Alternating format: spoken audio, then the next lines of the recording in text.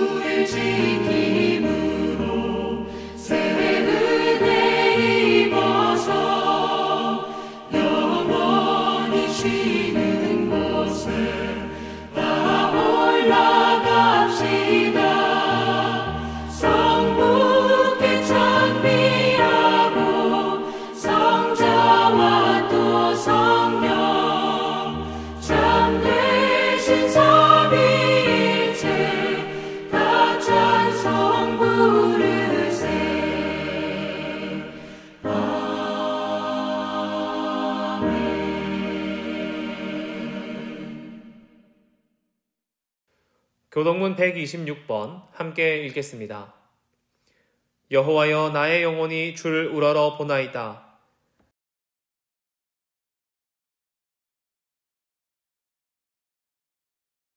나의 원수들이 나를 이겨 개가를 부르지 못하게 하소서.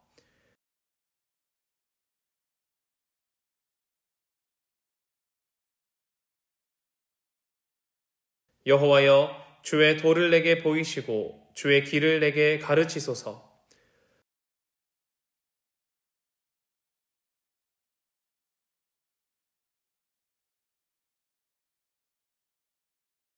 여호와여 주의 긍휼하심과 인자하심이 영원부터 있었사오니 여호와여 내 젊은 시절의 죄와 허물을 기억하지 마시고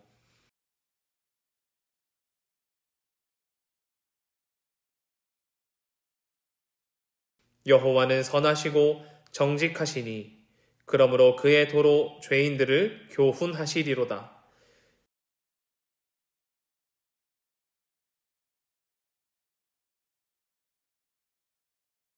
여호와의 모든 길은 그의 언약과 증거를 지키는 자에게 인자와 진리로다. 아멘. 사도신경으로 우리의 신앙을 고백하겠습니다. 나는 전능하신 아버지 하나님, 천지의 창조주를 믿습니다. 나는 그의 유일하신 아들, 우리 주 예수 그리스도를 믿습니다. 그는 성령으로 잉태되어 동정녀 마리아에게 선하시고 본디오 빌라도에게 고난을 받아 십자가에 못 박혀 죽으시고 장사된 지 사흘 만에 죽은 자 가운데서 다시 살아나셨으며 하늘에 오르시어 전능하신 아버지 하나님 우편에 앉아 계시다가 거기로부터 살아있는 자와 죽은 자를 심판하러 오십니다. 나는 성령을 믿으며 거룩한 공교회와 성도의 교제와 죄를 용서받는 것과 몸의 부활과 영생을 믿습니다. 아멘. 다 함께 찬송가 435장 찬양하겠습니다.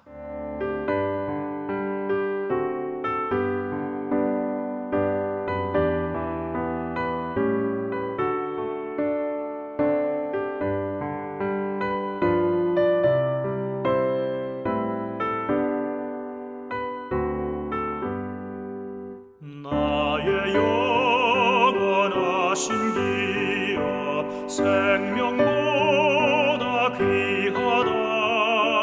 나의 갈 길 다가도록 나와 동행하소서. 주께로 가까이 주께로 가오니 나의 갈 길 다가도록 나와 동행하소서. 세상 복 위한 일함과 모든 병에 버리고 험한 길을 가는 동안 나와 동행하소서. 주께로 가까이 주께로 가오니 나의 갈 길 다가도록 나와 동행하소서.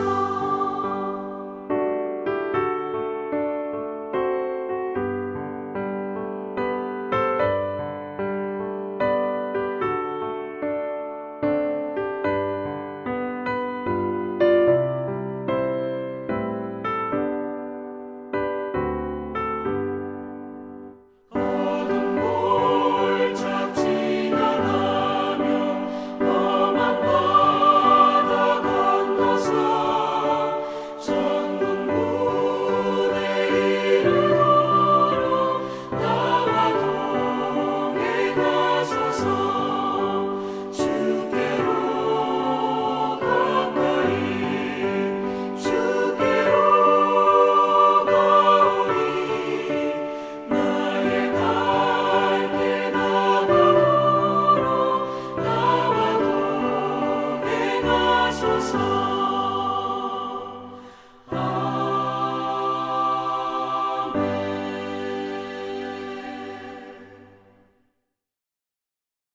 기도하겠습니다.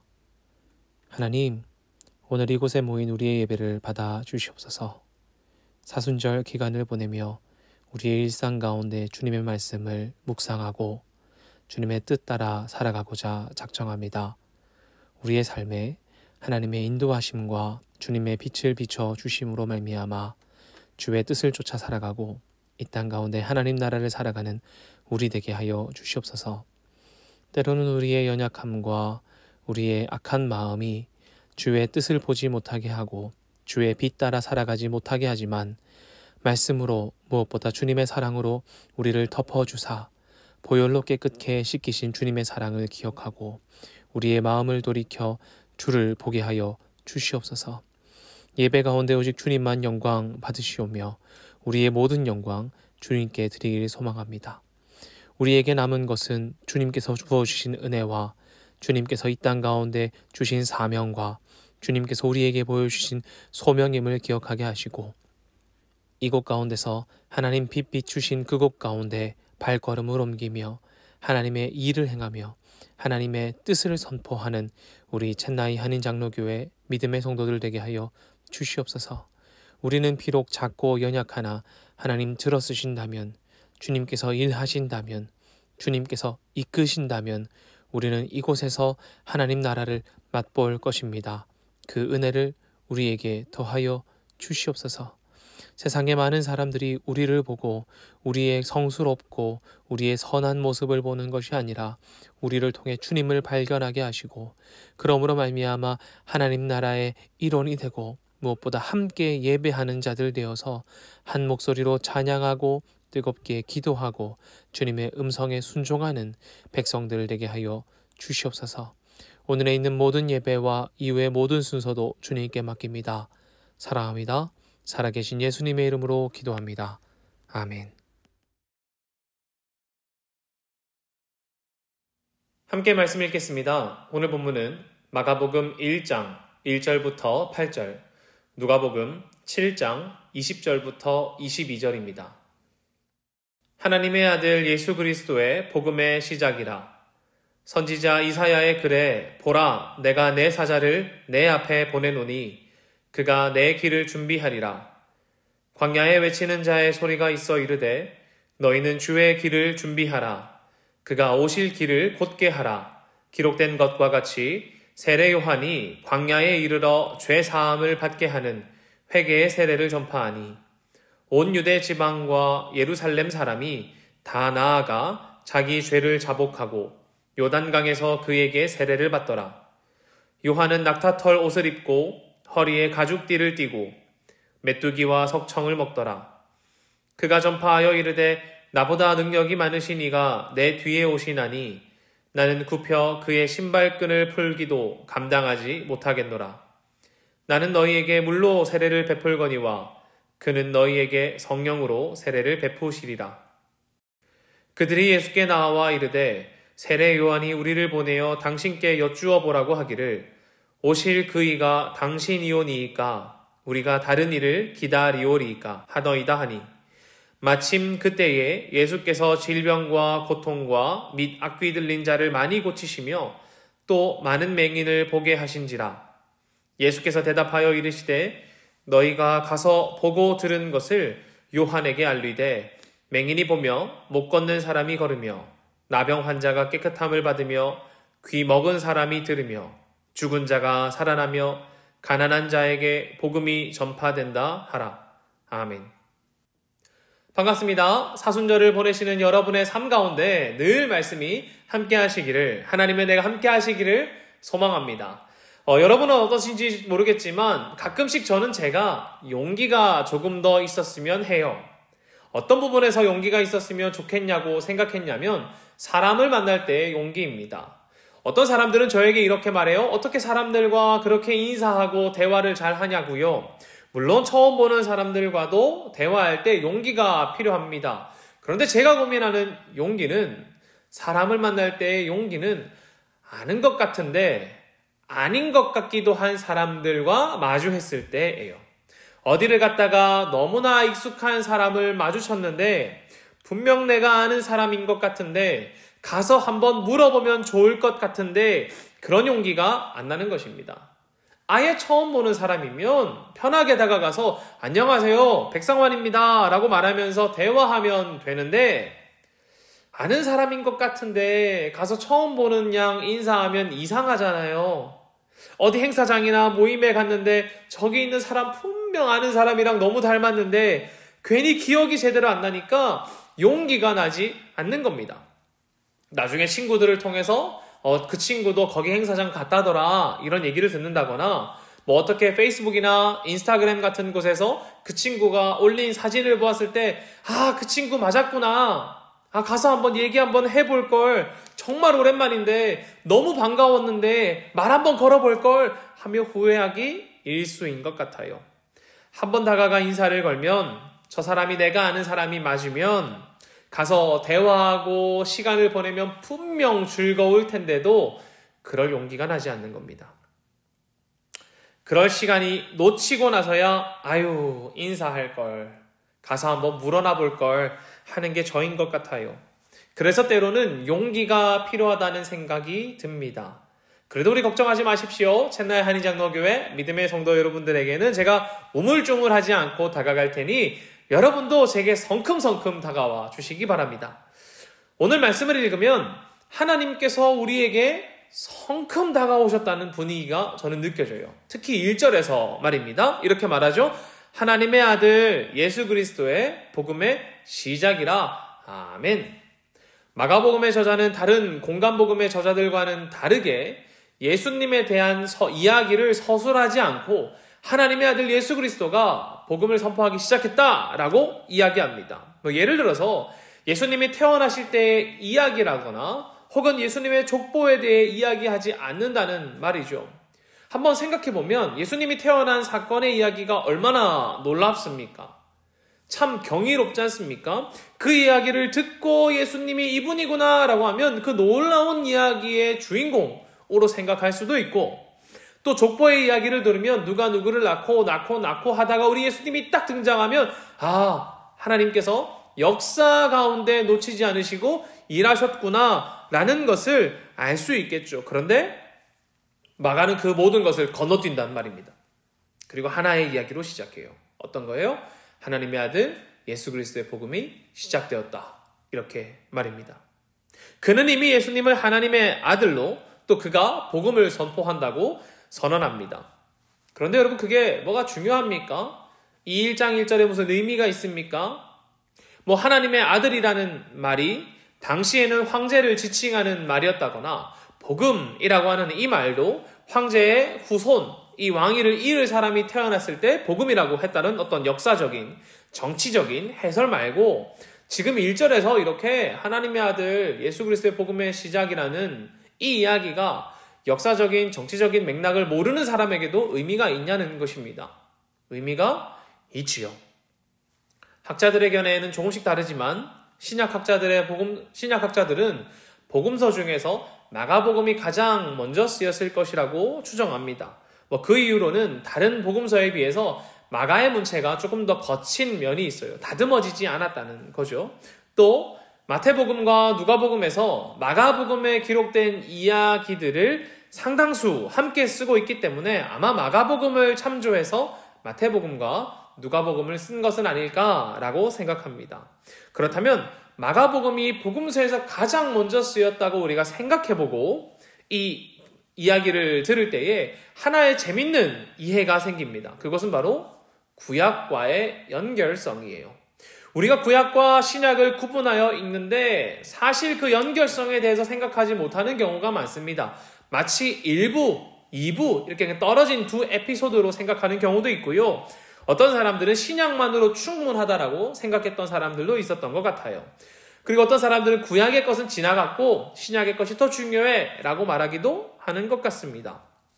그런데 구약과 신약이 서로 다른 이야기를 하는 것이 아니라 하나의 연결된 모습을 그리고 있다고 저는 생각해요. 왜냐하면 오늘 본문의 1절이 그 연결을 시작하기 때문입니다. 구약의 마지막 책이 무슨 책입니까? 말라기이지요. 그리고 그 구약의 끝 이후에 신약 시대가 될 때까지 약 400년 가까이의 침묵기라고 하는 시대가 시작됩니다. 그렇기 때문에 이 구약과 신약의 그 갭을 두고 1부와 2부처럼 혹은 떨어진 이야기처럼 생각하는 이해가 생긴 것 같기도 해요. 그렇다면 말라기는 어떤 책일까요? 말라기는 하나님의 오심을 대망하는 책입니다. 하나님의 오심을 기다리는 책이란 말이죠. 말라기는 아마 주전 5세기 중엽쯤에 에스라와 느헤미야와 동시에 사람이었을 것입니다. 다양한 공통점이 있겠지만 중요한 것은 이들이 아마 사람들을 이제 비판하는, 이제 책망하는 죄들이 비슷하다는 것을 볼 수 있어요. 당시 사람들이 제사장직이 부패됐다거나 우상숭배자들과 결혼했다거나 11조를 내지 않는다거나 사회적 약자에 대한 학대를 하고 있다라는 그 비슷한 시대적 배경을 두고 아이들이 비슷한 때에 살았구나라고 유추하기도 합니다. 이들이 그런데 포로로서의 삶을 살다가 이제 돌아왔잖아요. 돌아왔으니까 이 원래대로 살면 참 좋을 텐데 이미 페르시아의 정책과 문화, 삶에 젖어 있었단 말입니다. 그곳에서 삶을 살았으니까요. 그러다가 이곳 가운데 돌아왔을 때에 신앙을 지키고 있을 수 있지만 이들의 삶의 행태, 삶의 모양, 삶의 행위들은 여전히 이방의 것들을 따라가기도 했었습니다. 형태는 지키고 있지만, 전통적으로 지키고 있지만 그 전통에 파묻혀버린 신앙이 되어서 행동까지는 이어지지 않는, 생동감을 잃어버린, 죽어버린 믿음과 같이 되었을 것입니다.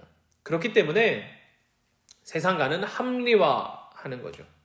세상과 신앙을 합리화하고 하나님께서 지키 명령하신 윤리적인 문제에 대해서 쉽게 생각하고 신앙을 지키고자 하는 열정을 가진 사람들에게도 오히려 냉소적인 현실을 가지고 있었던 것이 말라기 시대의 사람들입니다.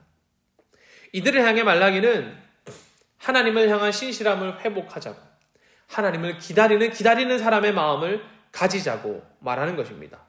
왜 신실함을 회복해야 할까요? 주님이 오실 것이기 때문입니다. 주님 오시는데 우리의 삶을 신실하게 준비해야 하지 않겠냐고 말하는 것이란 말이죠. 그런데 생각하면 우리의 삶과 조금은 비슷한 것 같아요.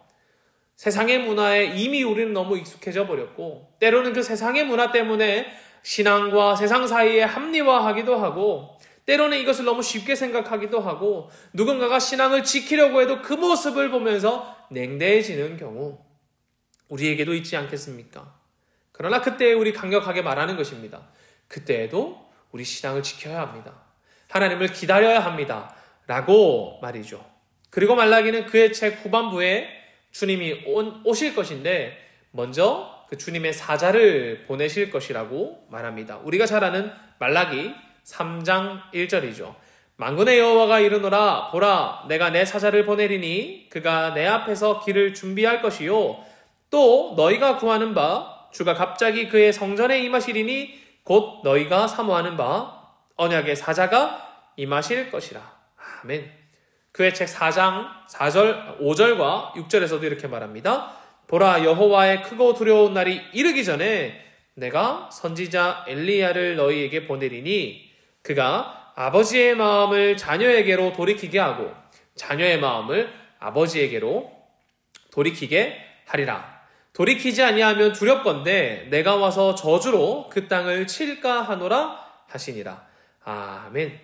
말라기는 주님의 사자가 오실 것을 기대하며 마무리합니다.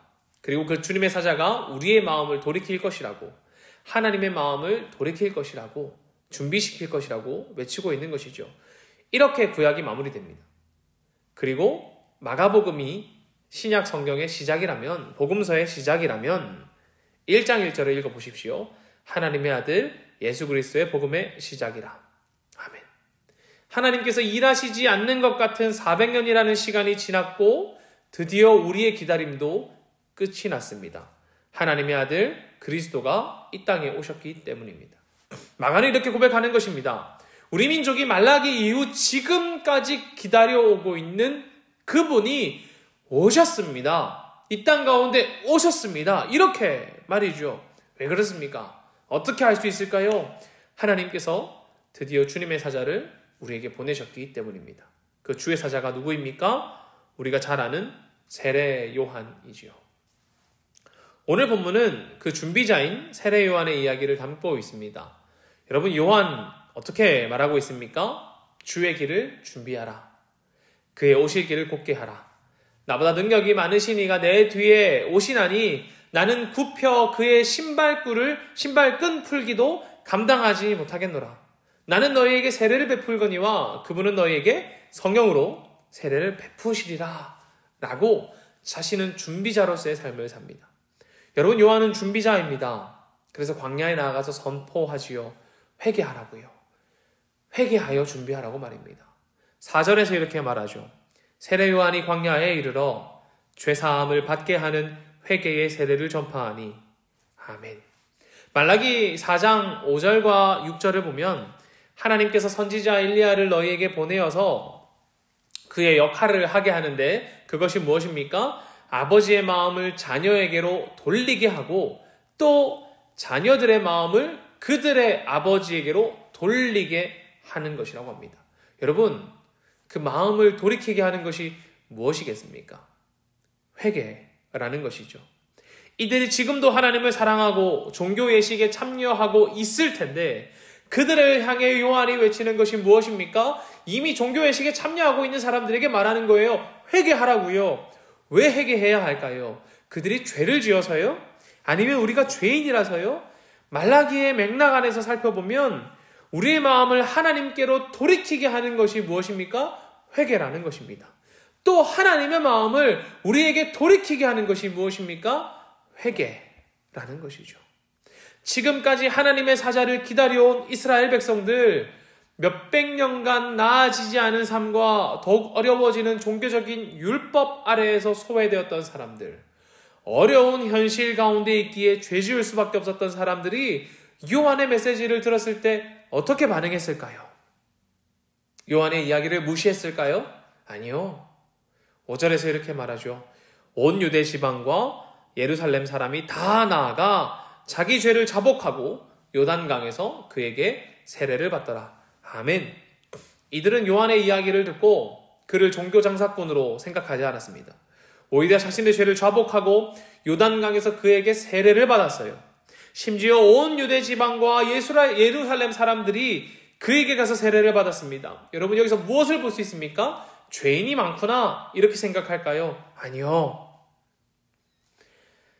하나님의 마음을 우리에게로 돌이키기로, 우리의 마음을 하나님께로 돌이키고자 하는 그 회복에 대한 열망이 이들에게 가득 차 있다는 것을 볼 수 있습니다. 죄를 지어서 내 마음대로 살다가 회개하면 용서해 주시니까 하는 얕은 마음이 아니란 말이죠. 내 마음을 하나님께로 돌이키는 것, 하나님의 마음을 우리에게로 돌이키는 것, 이 열망, 이 기대, 우리가 기다려온 이 하나님의 메시아, 이 열망이 이들에게 있지 않습니까? 요한은 이렇게 예수님의 오심을 준비합니다. 그리고 지금까지 기다려온 기다림이 이제 진짜 끝이 나죠. 왜냐하면 마가복음 1장에서 말하는 것처럼 하나님의 아들 예수 그리스도께서 오셨기 때문입니다. 여러분, 그런데 하나 질문이 생기더라고요. 세례 요한은 오실 주님을 어떻게 알아봤을까요? 지금까지 자신이 준비자로서 광야에 나아가 회개를 선포했는데 오실 주님을 어떻게 알아보았냐는 것입니다. 사실 광야에는 이렇게 외치는 사람들이 꽤 많았다고 해요. 그런데 요한은 어떻게 자신이 오실 주님을 준비하는 준비자라는 것, 나는 신발끈도 감당하지 못한다 라고 고백할 만큼 스스로를 잘 알았고, 또 주님의 오셨을 때 그분을 어떻게 발견할 수 있었을까요? 다 사람이니까 다른 사람들이 자신을 따르면 스스로를 신격화하고 싶기도 했을 텐데 스스로를 어떻게 그렇게 잘 알았고 주님이 오셨을 때 주님이 누구이신지 어떻게 깨달았냐 말입니다. 오늘 누가복음의 본문을 보면 요한의 제자들이 예수님을 찾아오는 장면이 있습니다. 예수님의 소문이 온 땅에 퍼지니 제자들이 요한에게 예수의 일을 고하죠. 그리고 요한은 제자들을 보내어 예수님을 만나게 합니다. 누가복음 7장 20절에서 22절 본문인데 한 번 더 읽어보겠습니다. 그들이 예수께 나와 이르되 세례 요한이 우리를 보내어 당신께 여쭈어 보라고 하기를 오실 그이가 당신이오니이까 우리가 다른 일을 기다리오리이까 하더이다 하니 마침 그때에 예수께서 질병과 고통과 및 악귀 들린 자를 많이 고치시며 또 많은 맹인을 보게 하신지라. 예수께서 대답하여 이르시되 너희가 가서 보고 들은 것을 요한에게 알리되 맹인이 보며 못 걷는 사람이 걸으며 나병 환자가 깨끗함을 받으며 귀먹은 사람이 들으며 죽은 자가 살아나며 가난한 자에게 복음이 전파된다 하라. 아멘. 그들은 물어보지요. 우리가 기다리던 그분이, 말라기의 그 선포 이후에 지금까지 기다려오던 그분이, 오신다고 약속하신 그분이 당신입니까? 아니면 우리가 다른 분을 더 기다려야 하는 것입니까? 하고 말입니다. 여러분, 그때 예수님의 대답이 참 재밌습니다. 기면 기다, 아니면 아니다, 이렇게 해주시면 참 좋은데 예수님 대답 그렇게 하지 않으세요. 오히려 이렇게 말씀하시죠. 너희가 보고 들은 것을 요한에게 알리라고 말입니다. 그리고 맹인이 보며 못 걷는 사람이 걸으며 나병 환자가 깨끗함을 받으며 귀먹은 사람이 듣고 죽은 자가 살아나며 가난한 자에게 복음이 전파된다라고 하라고 하십니다. 여러분, 이 말씀 들었을 때 사람들의 반응이 어땠을까요? 예수님이 자신의 능력 자랑하고 있네, 이 생각했을까요? 그렇지 않습니다. 이 사람들은 오실 메시아를 기다리고 있다니까요. 비록 우리의 삶이 무너지고 우리가 신앙과 세상 가운데 합리화하고 있는 이 땅 가운데 있지만 말라기가 외친 것처럼 오실 하나님을 기다리라고, 기대하자고, 그러니 우리 신실하게 살자고 외쳐고 그 음성을 기억하고 있는 사람들이란 말입니다. 그때 이 사람들이 예수님의 말씀을 들었을 때 마음이 설렜을 것 같아요. 이사야에서 이렇게 말하거든요. 이사야 35장 5절에서 6절입니다. 그가 오실 때에 일어날 일들에 대해 기록하고 있는데 그때에 맹인의 눈이 밝을 것이며 못 듣는 사람의 귀가 열릴 것이며 그때에 저는 자는 사슴같이 뛸 것이며 말 못하는 자의 혀는 노래하리니 이는 광야에서 물이 솟겠고 사막에서 시내가 흐를 것임이라. 아멘. 여러분, 오실 메시아를 기대하고 있는 유대 사람들, 이 말씀을 가슴에 품고 있지 않았겠습니까? 이 사람들이 예수님의 행적과 그분의 선포를 들었을 때에 어떻게 받아들였겠습니까? 당신이 오실 그분입니까? 아니면 우리가 더 기다릴까요? 가서 보지 못하는 사람이 보고, 듣지 못하는 사람이 듣고, 일어나지 못하는 사람이 일어나고, 죽은 자가 살아나고, 가난한 자에게 복음이 전파된다고 전해라. 이 말 들었을 때 이사야의 말씀이 떠올랐을 것입니다. 그리고 주님이시라. 예수님께서 오실 주님이시구나 라는 것을 깨달았을 것입니다.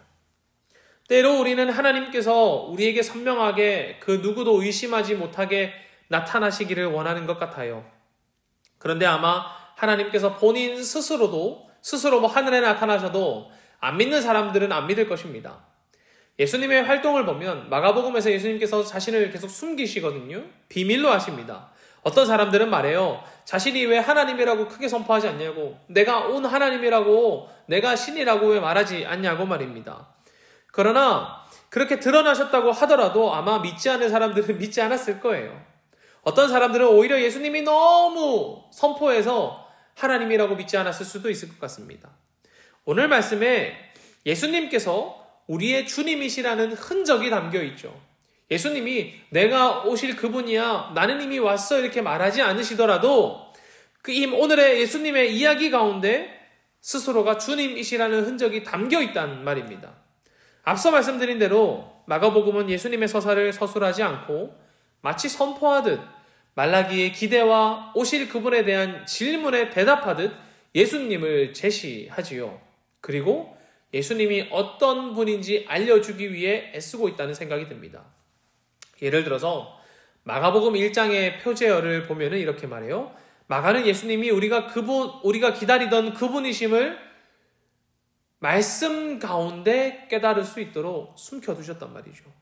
하나하나 사건을 이야기하고 서술하기보다 이분이 어떤 분이냐면 그분이야 라고 말하기 위해 애쓴단 말이죠. 1장을 보면 그가 세례를 받을 때 하늘로부터 소리가 나서 그는 내 사랑하는 아들이라고 너를 기뻐한다는 음성이 들렸다고 하고, 그는 시험받았지만 승리하시고 천사가 수종드는 분이라고, 또 갈릴리에서 복음을 전파하시고 제자들을 부르신다고, 더러운 귀신 들린 사람을 내쫓으고 고치실 뿐만 아니라 많은 사람을 고치고 나병 환자까지도 고치시는 분이라고 1장에서 말합니다. 마치 이사야의 예언이 이렇게 성취되고 있는 것을 보여주는 것 같지요. 2장으로 가면 중풍병자를 고치시고 안식일의 주인이심을 선포한단 말입니다. 여러분, 뭔가 겹치지 않습니까? 오늘 누가복음의 본문과 비슷하지 않냐고요. 누가복음에서 선포하신 예수님의 말씀, 보지 못한 사람이 보고 듣지 못하는 사람이 듣고 나병 환자가 깨끗함을 입고 죽은 자를 살리시는 주님.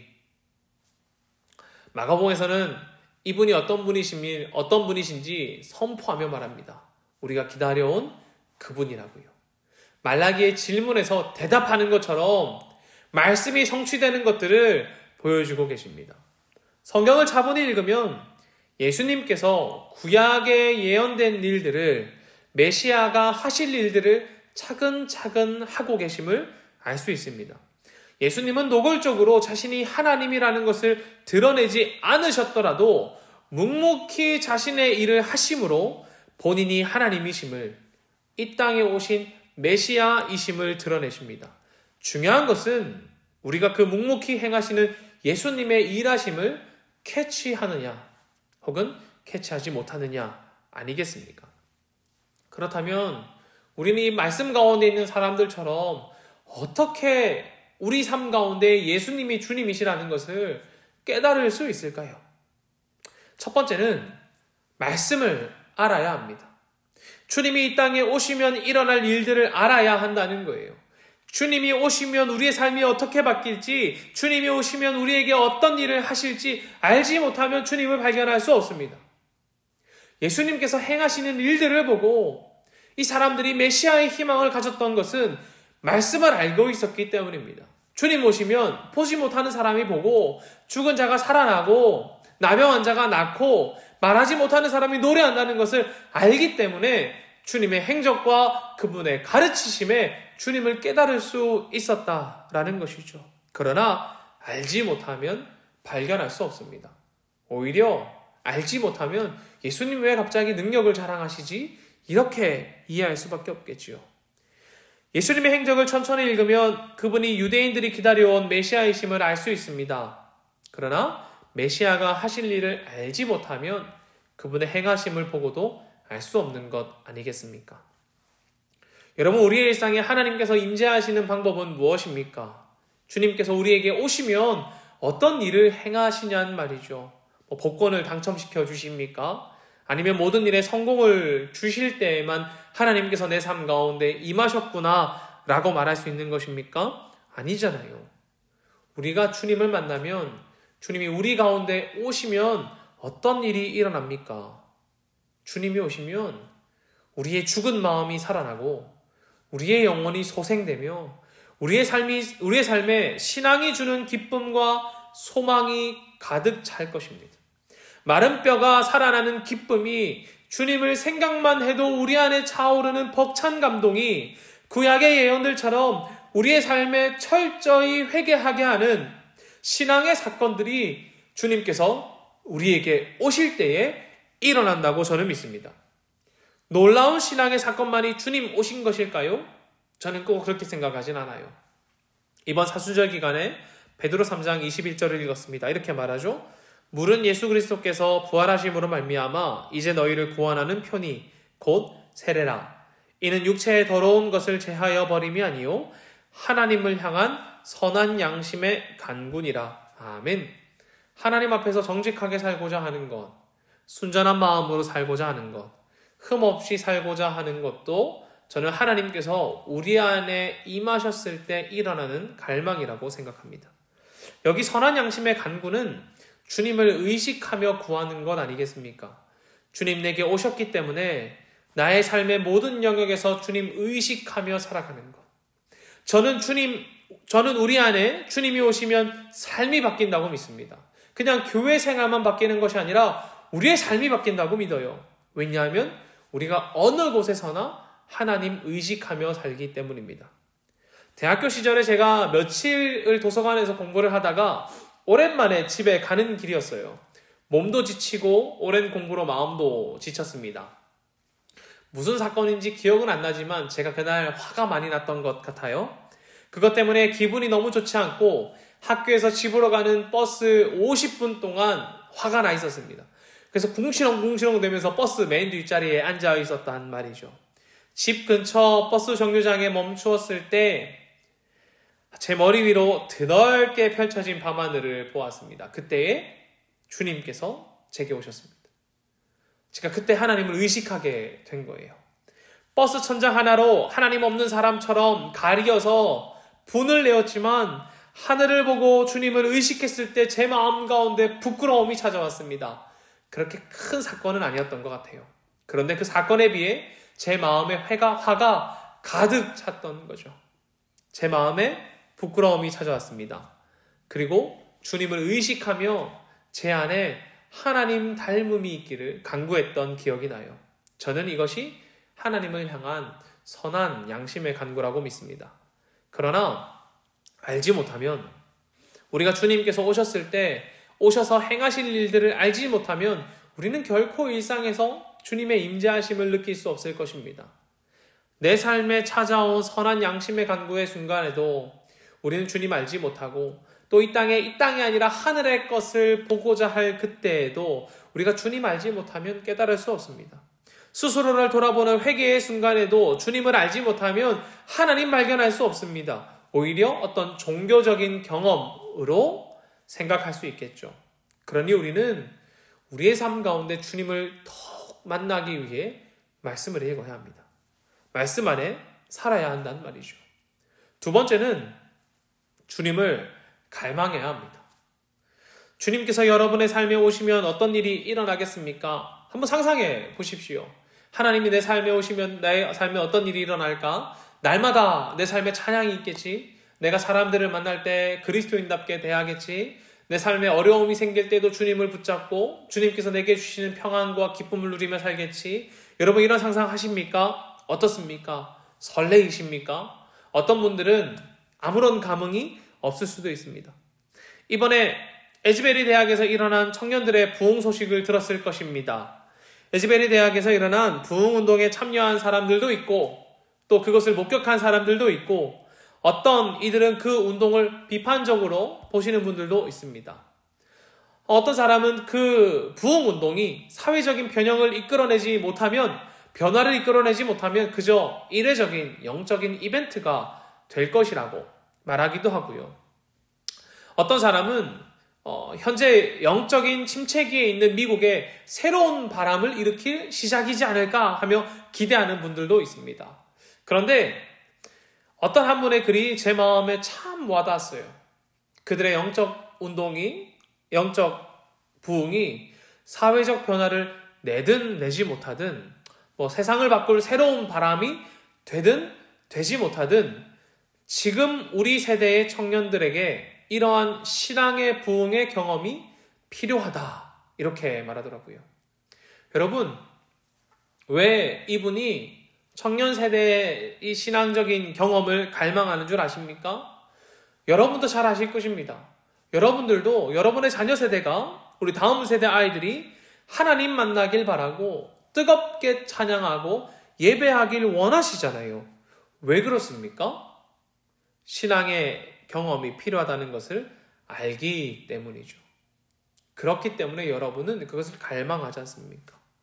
그렇기에 그 경험이 된다면 우리 모든 후원을 다해서라도 우리 아이들에게 그 경험을 제공하고자 하실 거예요. 아이들뿐만 아니라 우리 교회에도 이러한 부흥을 갈망하지 않습니까? 우리 뜨겁게 찬양하고 싶고요. 또 뜨겁게 기도하고 싶고요. 뜨겁게 말씀 공부하고 싶고 서로의 삶을 돕고 싶고 또 연약한 사람을 세워주고 싶고 또 현지로 나아가서 사람들을 서포트하고 싶은 마음, 그러한 갈망이 우리 가운데 있지 않습니까? 저는 주님을 향한 그 갈망을 가지고 있는 사람, 열정을 가지고 있는 사람을 하나님께서 결코 내버려 두지 않으신다고 믿습니다. 한 조각의 은혜가 우리에게 왔을 때 주님을 갈망하는 사람은 그 은혜를 발견하기 때문이죠. 그러니 우리는 우리의 편견의 시선을 거두고 주님을 찾아봐야 합니다. 하나님은 나의 식탁에 오실 리 없어. 하나님은 우리 학교에 오실 리 없어. 나는 주님 앞에 선하지 않기 때문에 주님 내게 오시지 않을 거야. 주님께서 나의 일터에 오시겠어. 라는 시선을 거두고 주님을 갈망하십시오. 그리고 선포하십시오. 주님은 우리의 삶의 자리에, 나의 학교에, 나의 주방에, 나의 방에, 나의 직장에 오십니다. 나는 그 주님을 기다립니다. 라고 말입니다. 아무리 말씀을 많이 알아도 주님을 향한 갈망이 없으면 주님의 임재에 감동이 있을 수 없습니다. 하나님에 대해 지적으로 많이 안다고 할지라도 주를 갈망하지 않으면 그 지식은 언제나 지식으로만 일할 거예요. 그러나 주를 알고 주를 갈망한다면 우리는 우리의 삶에 세밀하게 임하시는 하나님을 발견할 것입니다. 한 조각의 은혜가 곳곳에 떨어져 있는 것을 발견하고 하나님을 발견할 것이란 말이죠. 그러한 은혜가 이번 사순절 기간 여러분 가운데 가득하기를 빕니다. 마지막으로는 주님을 찾아야 합니다. 여러분, 세례 요한을 한번 보십시오. 요한이 누구입니까? 주님을 준비하는 사람이잖아요. 오실 주님을 예비하는 사람이잖아요. 그런데 그 준비자인 요한도 오실 주님을 발견하기 위해 제자들을 예수님께 보내어 물어봅니다. 그렇다면 여러분, 우리가 어떻게 해야 하겠습니까? 우리의 일상에서 주님께서 일하시는 순간들을, 임하시는 순간들을 찾아보아야 하지 않겠냔 말이에요. 바리새인들도 분명 말씀을 읽고 종교적 행위를 매일 했을 거예요. 아니 오히려 우리보다 더욱더 철저하게 종교적 행위를 했을 것입니다. 매일 매 순간 말이죠. 그러나 그들은 예수님을 향해 찾아가지 않았어요. 당신이 오실 그분이십니까? 물어보지 않았단 말이죠. 오히려 핍박했습니다. 경건한 행위를 하고 있음에도 주님께서 구약에 예언된 일들을 성취하고 계심에도 불구하고 주님을 알아보지 못했어요. 심지어 오실 분이냐고 물어보지도 않았단 말입니다. 여러분, 우리는 우리의 삶에 주님을 찾아야 합니다. 주님이 오신 자리인지 주님께서 일하고 계신 것인지 물어봐야 해요. 주님, 오늘 우리 예배 가운데 임하셨습니까? 물어본다면, 우리가 주님을 찾는다면 무료한 우리의 일상 가운데 혹은 무채색과 같은 우리의 일상 가운데 컬러풀한 하나님의 임재하심을 발견할 것입니다. 우리의 삶이 무채색인 것 같았으나 주님 내 삶 가운데 임하셨다면 우리의 삶은 컬러풀한 삶으로 바뀌었다는 것을, 아니 우리의 삶은 원래부터 다채로웠다는 것을 깨닫게 될 것입니다. 아무것도 없다고 생각했던 나의 삶이 사실은 하나님의 은혜로 가득 찬 삶이라는 것을 깨닫게 된다는 것이죠. 아직도 기다려야 하나? 주님 안 오신 것은 아닌가? 라고 기다리고 있지만 요한이 제자들을 보내어 물어보았을 때 요한의 마음이 어땠을까요? 주님 오셨구나. 무채색인 것 같은 이 세상이 주님 오셔서 컬러였구나 라는 것을 깨닫지 않겠습니까? 여러분, 예수님은 우리의 삶에서 자신의 일을 묵묵히 일하고 계십니다. 그것은 그가 오셨을 때도 그리고 지금 다시 오실 주님을 기다리실 이때에도 동일합니다.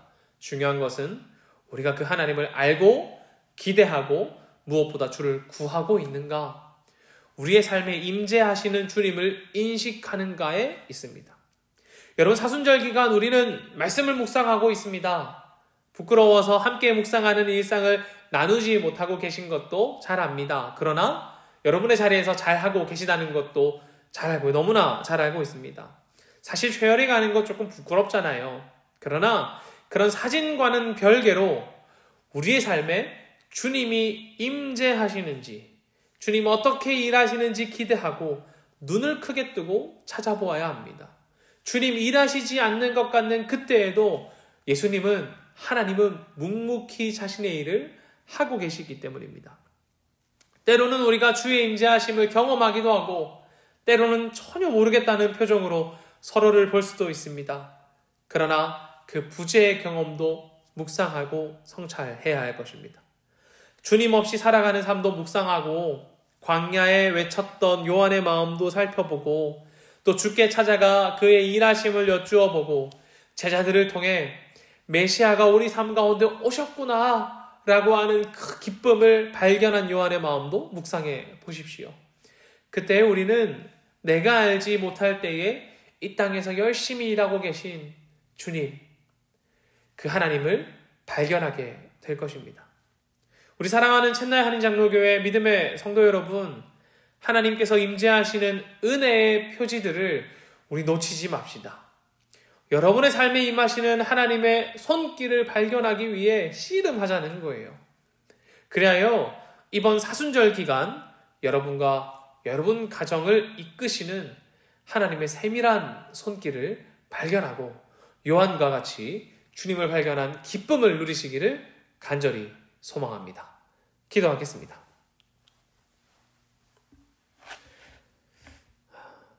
하나님, 사순절 기간을 보냅니다. 이스라엘 백성들이 오실 주님을 기대하고 기다릴 때에 주님께서 이 땅 가운데 오셔서 하나님의 일들을 시작하셨습니다. 우리가 알지 못할 그때에도 주님은 묵묵히 하나님의 일들을 행하시고 성취하심으로 우리가 주의 말씀을 알고 주를 기대하고 주를 구할 때에 우리의 주님 되시는 하나님을 선명히 발견할 수 있도록 주님께서 우리 삶 가운데 은혜를 베푸셨습니다. 하나님 그 은혜가 우리에게도 동일하게, 우리 챗나이 한인장로교회도 동일하게 있기를 소망하오니 허락하여 주시옵소서. 요한이 제자들을 보내어 주를 구하였을 때 또 그들을 통해 주님께서 예언의 이야기들을 성취하신다는 것을 들었을 때 발견한 기쁨을 우리의 일상과 우리의 가정에서도 발견할 수 있도록 주님 일하여 주시고, 우리가 말씀을 알고 주님을 갈망하고 주님을 구할 그때에 우리 삶 가운데 광활하게 펼쳐진 하나님의 은혜를 발견할 수 있도록 주님 이끌어 주시옵소서. 그리하여 무채색과 같은 우리의 삶이 사실은 하나님의 은혜로 가득 차 있었던, 다채로웠던 삶이라는 것을 깨달을 수 있는 은혜가 우리 가운데 있기를 소망합니다. 사랑합니다. 살아계신 예수님의 이름으로 기도합니다. 아멘.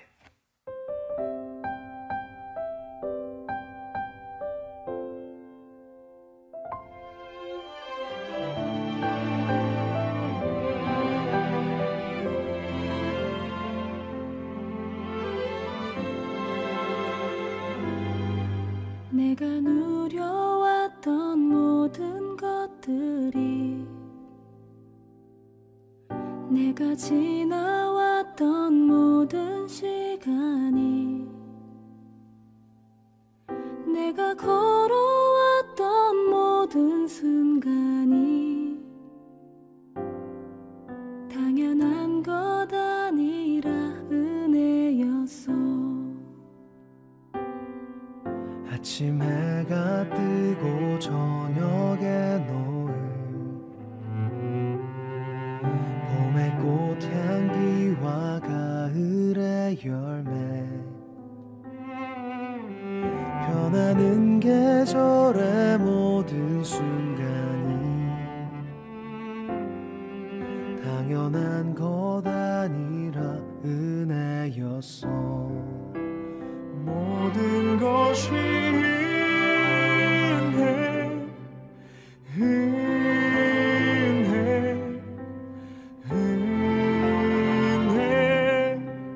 한없는 은혜. 내 삶에 당연한 건 하나도 없었던 것을, 모든 것이 은혜였소.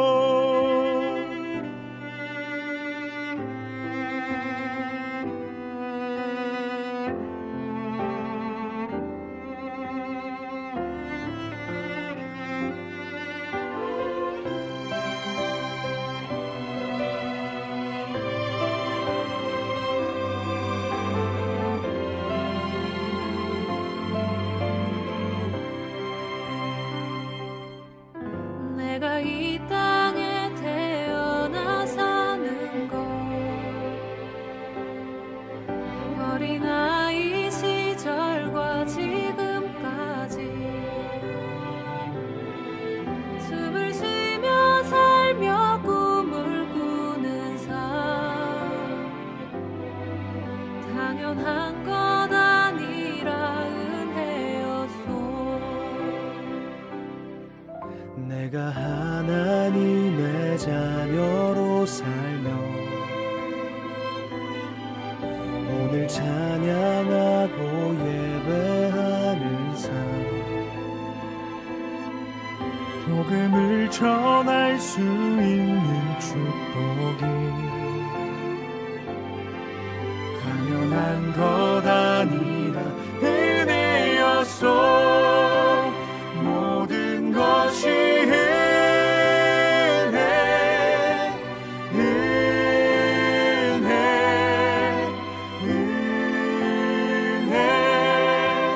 한없는 은혜. 내 삶에 당연한 건 하나도 없었던 것을, 모든 것이 은혜였소. 모든 것이 은혜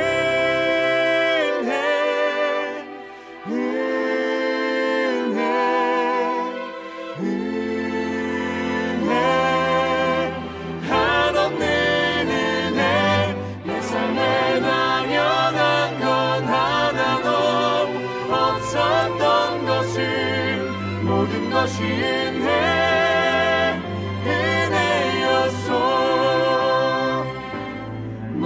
것이 은혜였소.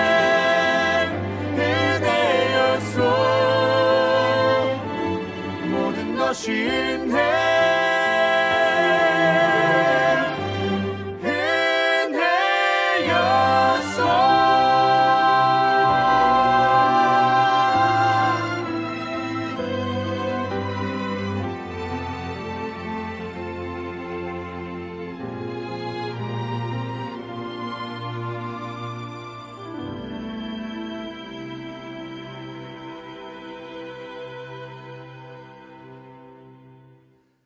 봉헌기도 하겠습니다. 하나님, 주님 주신 것의 일부를 떼어 하나님께 돌려드립니다. 우리의 돌려드림으로 말미암아 하나님 기뻐하시는 곳에 이 물질들이 사용되어지게 하시고, 또 주님께서 세우고자 하시는 그곳 가운데, 먹이고자 하시는 그곳 가운데 이 물질들이 사용되어지기를 간절히 소망합니다. 주님, 우리 사랑하는 챗나이 한인장로교회 믿음의 식구들이 주님을 구하고 주님을 찾을 때에, 또한 주님을 기대할 때에 하나님 주님을 발견하는 은혜를 더하여 주시고, 하나님께서 한 조각의 은혜를 주셨을 때에 우리가 그 은혜를 흘리지 않고 발견할 수 있는 하나님의 손길 또한 더하여 주시옵소서. 주신 분도 주님이시니 거두시는 분도 주님이시고, 우리 삶 가운데 풍성함을 주신 분도 주님이시니 하나님, 이 땅 가운데 주님께서 사랑하시는 사람들에게 이 풍성함이 흘러갈 수 있도록 우리를 사용하여 주시옵소서. 하나님, 때로는 우리 삶 가운데 채워주시는 하나님의 은혜가 나 스스로에게 만족하고 머무는 것이 아니라 그때 주님을 발견하고 또 주님의 시선이 머무는 곳을 나도 발견할 수 있는 은혜가 있기를 소망합니다. 우리 삶 가운데 한 조각과 같은 은혜를 더하여 주시는 하나님, 그 하나님의 은혜를 갈망합니다. 허락하여 주시옵소서. 사랑합니다. 살아계신 예수님의 이름으로 기도하옵고, 지금은 우리를 구원하신 예수 그리스도의 은혜와 아버지 하나님의 충만하신 사랑과 성령님의 인도하심이 주님을 더욱 알아가기 위해 말씀을 묵상하고 주님을 갈망하고 우리 삶 가운데 주님을 구함으로 말미암아 우리의 일상과 가정과 직장과 학교와 모든 곳에서 주님 의식하며 살아가는, 주님과 동행하며 살아가기를 간절히 결단하는 사랑하는 챗나이 한인장로교회 믿음의 식구들의 머리 위에 지금부터 영원히 함께 하시기를 간절히 축원하옵나이다. 아멘.